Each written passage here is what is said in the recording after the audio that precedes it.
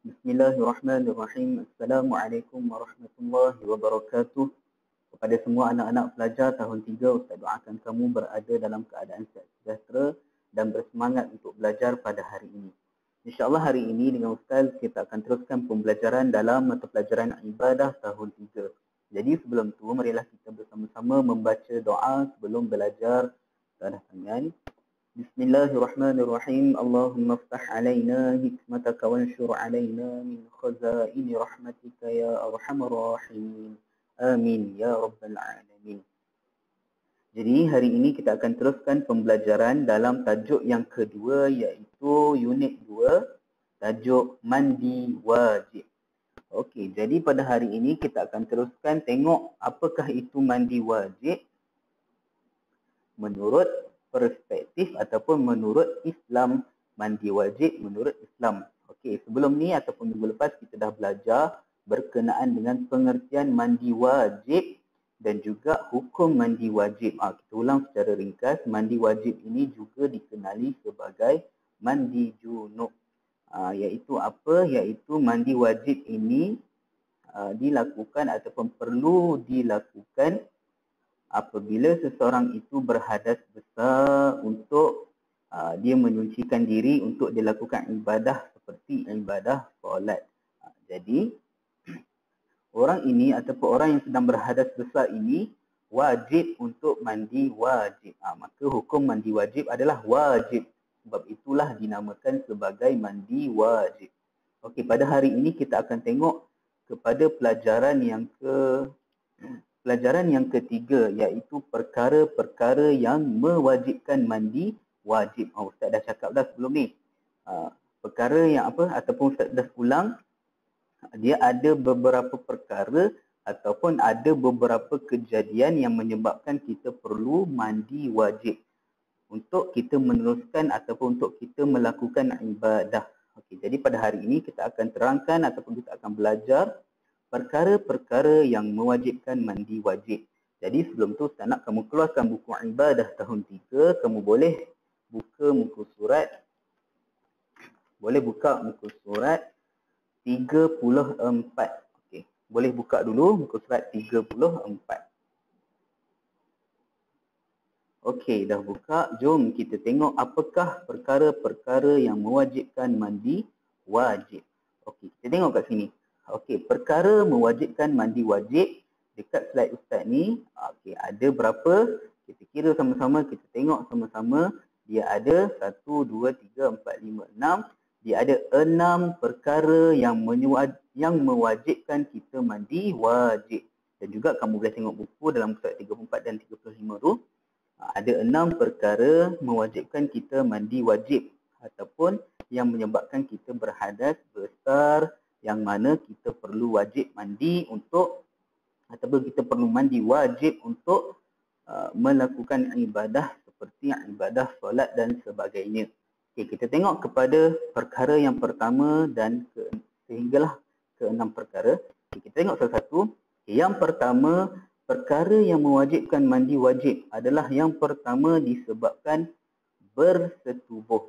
Okey, apakah itu bersetubuh? Kita akan tengok selepas ni. Okey, kita tengok dia punya yang utama dulu. Yang kedua disebabkan keluar air mani. Yang ketiga disebabkan keluar darah haid. Yang keempat, okey, tak nampak kat belakang ni, boleh tengok dalam buku, iaitu keluar darah nifas. Darah nifas, bukan darah nafas, salah. Darah nifas. Yang kelima disebabkan melahirkan anak dan yang keenam disebabkan mati ataupun meninggal dunia. Okey, ini adalah 6 perkara yang mewajibkan kamu mandi wajib. Jom kita tengok apakah keterangan setiap perkara yang mewajibkan mandi wajib ini. Kita tengok yang pertama, bersetubuh. Okey, apakah itu bersetubuh? Faham tak apa itu bersetubuh? Okey, kita tengok pengertian dia, iaitu pasangan suami isteri yang telah melakukan jima' atau bersetubuh adalah diwajibkan mandi apabila hendak menunaikan ataupun apabila hendak mendirikan solat. Okey, jadi bersetubuh ini adalah pasangan suami isteri yang telah melakukan jima' ataupun bersetubuh. Maka apabila pasangan suami isteri tadi telah melakukan persetubuhan, maka apabila dia hendak solat, dia wajib mandi wajib. Sebab apa? Dengan perbuatan bersetubuh itu, dia telah berhadas besar. Jadi nak hilangkan hadas besar, kita kena mandi wajib. Nanti kalau berkenaan dengan cara atau rukun-rukun mandi wajib, kita akan bincang selepas tajuk ni lah. Okay, cuma Ustaz nak kamu faham yang pertama bersetubuh adalah melibatkan pasangan suami isteri yang melakukan hubungan ataupun persetubuhan. Maka bila dia dah lakukannya, bila hendak solat, dia kena mandi wajib. Okey, bagus. Kita tengok. Okey, Ustaz harap kamu faham lah. Okay, kita tengok yang kedua, perkara yang mewajibkan mandi. Yang kedua adalah keluar air mani. Okey, apa itu keluar air mani? Kita tengok. Air mani keluar ketika melakukan persetubuhan atau kerana mimpi. Okey. Yang kedua adalah keluar air mani. Yang mana air mani ini akan keluar ketika melakukan persetubuhan. Macam yang pertama tadi. Atau disebabkan mimpi. Okey. Jadi keluar air mani ini selalunya dialami oleh lelaki. Maka kalau disebabkan mimpi keluar air mani, ataupun yang kita sebut sebagai apabila seseorang lelaki itu telah mencapai umur baligh, maka dia akan keluar air mani ini. Bila dia dah keluar, dia tak boleh solat terus. Dia kena ada satu kewajipan yang kita panggil sebagai mandi wajib. Kalau dia solat dalam keadaan berhadas besar, solat dia tidak sah. Bukan tidak sah saja, dia juga dapat dosa. Sebab apa? Sebab dia melakukan, walaupun dia melakukan kewajipan, tetapi juga dia melakukan perkara yang Islam larang. Tak boleh solat dalam keadaan berhadas besar. Boleh faham air mani, keluar air mani ni? Okay, selalunya dialami oleh lelaki. Okey, boleh faham? Kita tengok yang ketiga, keluar darah haid. Okay, siapa yang mengalami keluar darah haid? Ini berlaku kepada kaum perempuan sahaja. Okey, ataupun wanita perempuan sahaja yang keluar darah haid. Okay, penyebab keluar darah haid ini yang pertama ialah disebabkan dia telah capai umur baligh. Macam lelaki Ustaz cakap tadi, lelaki bila dah sampai baligh dia akan bermimpi ataupun keluar air mani. Bagi perempuan dia akan keluar darah haid. Itu permulaan menunjukkan dia telah cukup umur. Dan juga perempuan dia ada satu keistimewaannya, iaitu apa? Setiap bulan dia akan alami perkara ini ataupun keluar darah haid. Dan apabila dia telah keluar darah haid, maka dia berhadas besar. Dan apabila dia telah darah haid dah kering dan sebagainya, dia kena mandi wajib untuk melakukan solat. Okey, tapi sebelum tu kita tengok apa itu darah haid. Kita tengok Okey, haid ialah darah yang keluar dari faraj ataupun kemaluan wanita secara semula jadi. Secara semula jadi ini mengikut kitaran ataupun fitrah kejadian perempuan lah. Bukan kerana penyakit. Bukan disebabkan dia ni sakit. Ataupun disebabkan luka. Bukan sebab luka. Ataupun keguguran atau kelahiran. Bukan disebabkan penyakit, luka, keguguran atau kelahiran. Haid ini adalah darah yang keluar secara semula jadi. Ini kelebihan bagi perempuan. Okey. Bila waktu untuk mandi wajib itu? Okey, kita tengok apabila darah telah kering, darah haid tadi telah kering ataupun telah berhenti keluar. Okey, telah berhenti keluar, maka wajib ke atasnya mandi sebelum solat. Bila darah tu dah kering ataupun dah berhenti keluar, maka dia telah, kitaran haid itu telah berhenti, maka dia telah jadi suci. Jadi dia kena mandi wajib untuk mengharuskan solat ataupun untuk solat dia diterima. Dia faham tak? Itu keluar darah haid. Okay, kita tengok yang keempat pula. Yang keempat pula keluar darah nifas. Darah nifas ni darah apa? Kita tengok. Nifas ialah darah yang keluar dari rahim disebabkan kelahiran. Darah ini keluar disebabkan kelahiran. Okey, ini juga berlaku ke atas perempuan ataupun wanita.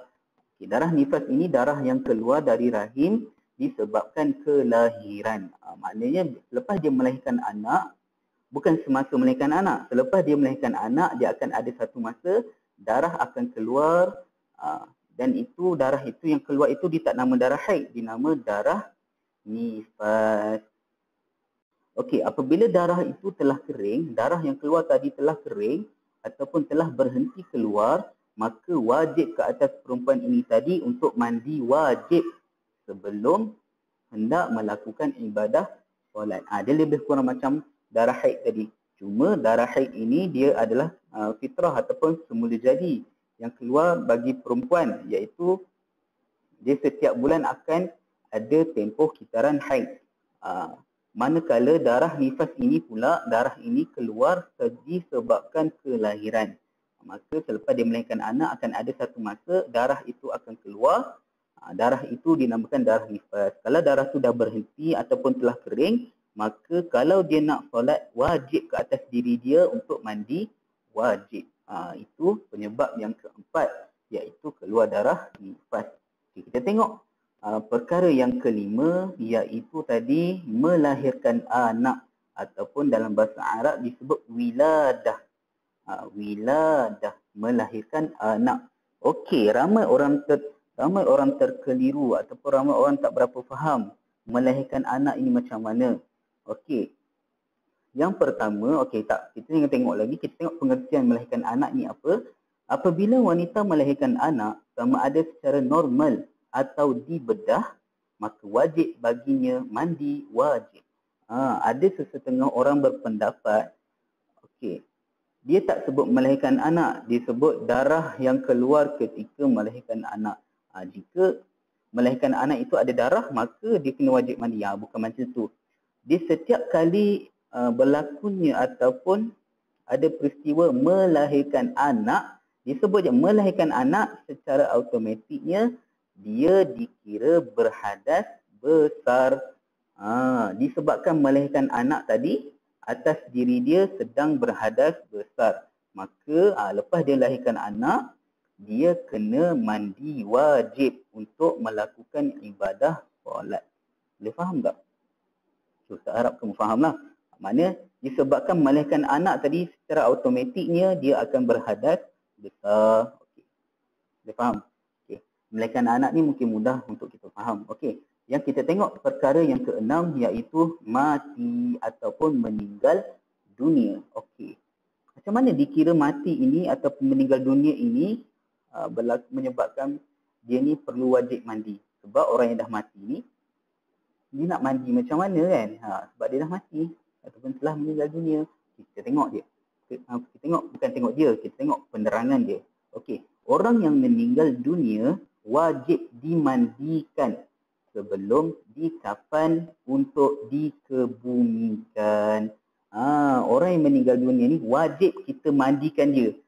Bukan dia tu memang berhadas besar, dia kena mandi.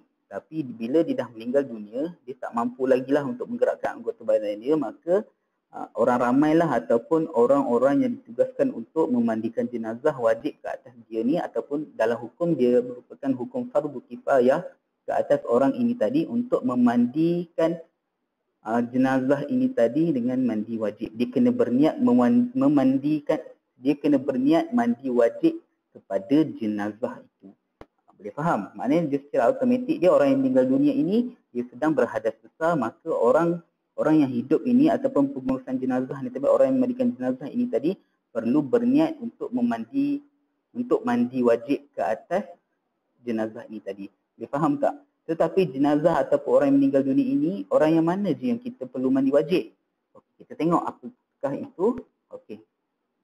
Sedangkan orang yang mati syahid tidak perlu dimandikan. Boleh faham tak? Orang yang mati syahid, dia tak perlu mandi. Tak wajib mandi ke atas dia. Maka kalau kita tengok orang-orang yang mati syahid ini, tahu tak apa itu mati syahid? Mati syahid ini ialah orang yang pergi berperang untuk menegakkan agama Islam. Waktu sekarang ni kita tak berapa nampak dah. Orang-orang yang gugur mati syahid ni, kalau tengok dulu waktu zaman sirah dulu, waktu zaman Nabi dulu, berperang kerana nak menegakkan agama Islam, ada yang terkorban, ada yang terbunuh. Maka mereka yang terbunuh ini, mereka ini mati syahid. Tak wajib atas dia tadi untuk mandi. Maka dia boleh dikebumikan dengan pakaian-pakaian dia yang berdarah tu.